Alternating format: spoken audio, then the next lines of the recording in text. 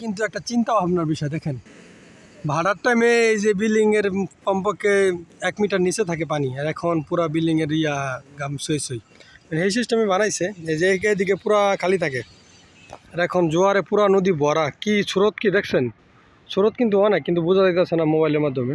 এই যে ব্রিজটার মডেলটা সুন্দর করছে, ভালো লাগে। মাঝখানটা জাহাজ দাউন লেগে একটু উৎসাহ করছে টানা দিয়া, ওই টানা দেওয়ার কারণে বেশি সুন্দর লাগতেছে। যে উপরে হইল গিয়া বিজনেস এরিয়া, আর এদেশে কিন্তু নদীর পার ঘেসাই আপনার এই যে বিল্ডিং বানাইছে। আর বাংলাদেশের নদীর লেগা হাজার হাজার পরিবার নিঃস্ব, আর এদেশে যে নদীর পার ঘেসাই এই বেড়িবান দিয়া সুন্দর করে যেন পর্যটক আইয়া বা লোকজন যেন দেখতে পারে, ঘুরতে পারে সৌন্দর্য লেগা, তারা এই যে বিল্ডিং বানাইতেছে নদীর পার ঘেসা। এই যে বিশাল নদী না, এই নদীর এই জোয়ারে কিন্তু 1 মিটার মতো পানি বাইরে গেছে, অথচ এই জায়গায় এই বিল্ডিং বানাইছে। এই যে কনস্ট্রাকশনের কাজ চলতেছে আইজিএমের, বিশাল বড় বিল্ডিং। এখানে একটা না এক লগে মানে 10টা বিল্ডিং উঠাইতেছে।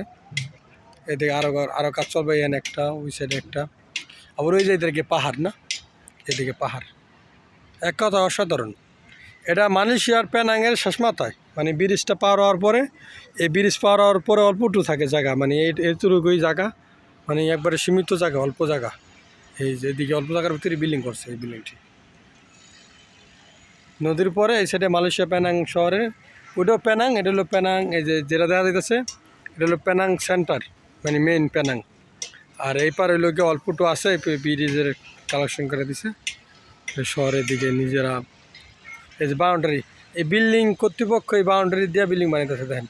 এই যে অসাধারণ এক কথা। আর একটা জিনিস চিন্তা ভাবনা করবেন, দেখেন বাটায় কিন্তু পানি থাকে না, জোয়ারে পানি আসে আল্লাহর তরফ থেকে না। এই পানি একই নদী, একদিনের ভিতরে একবার পানি থাকে, আবার আরেকবার পানি থাকে না। এটাই আল্লাহ পাকের সৃষ্টি নিয়ে চিন্তা ভাবনা করবেন, 5 ওয়াক্ত নামাজ পড়বেন। এই যে পাহাড়, ওই যে এই জায়গায় একটা পাহাড়, মালয়েশিয়া পাহাড় বেশি।